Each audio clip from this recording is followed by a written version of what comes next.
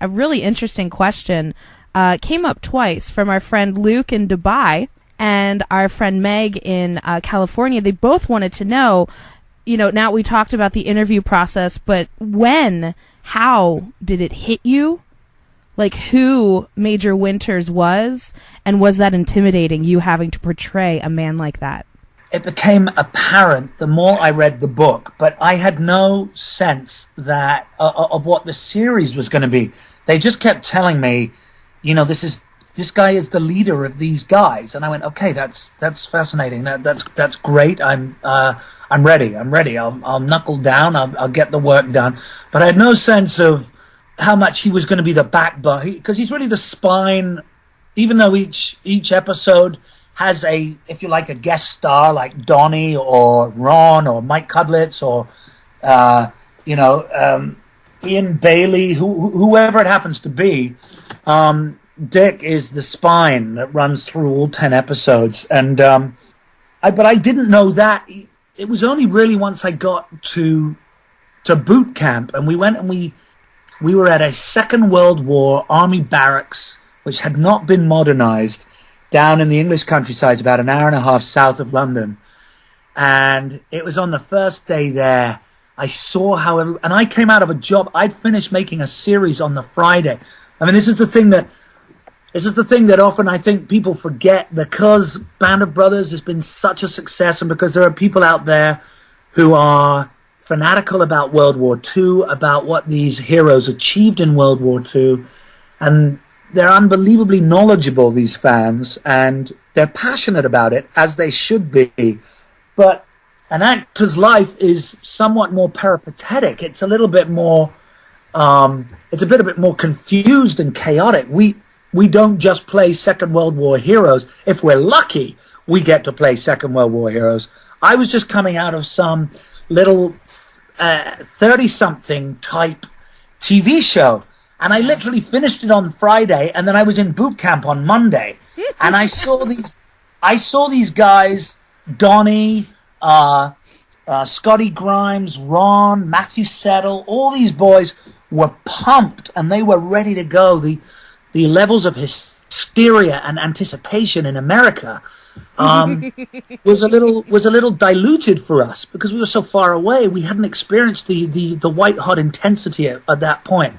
But I'll tell you, that first day of boot camp, I looked around me and I went, oh Jesus, I need to get my shit together. I need to focus here on what I'm doing.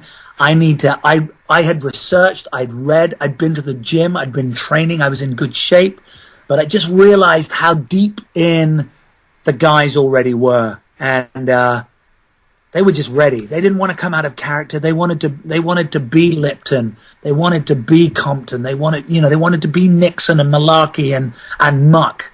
They just wanted to be them.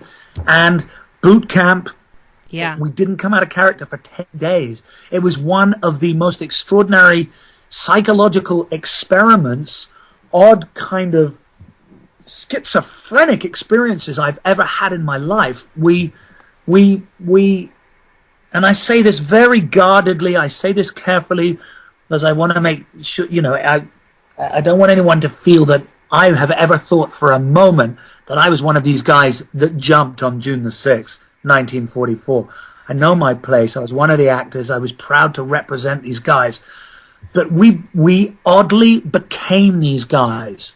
If there had been a psychologist present or a psychotherapist, I tell you, they'd have had us on their couch for the next 2 years trying to shake it out of us. It was very, very, very profound and extraordinarily bonding, and that's why I think we're all still so close this far down the line. Yeah.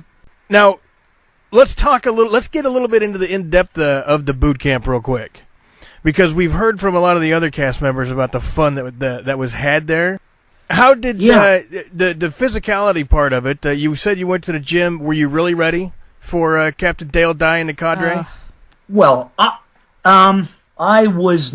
I guess if I had to place myself out of 50 guys, doing the morning calisthenics, the 5-kilometer run before we had any breakfast, at 6 a.m, and then doing the I think we had to do 30 or 40 push-ups, and then we had to do 80 sit-ups.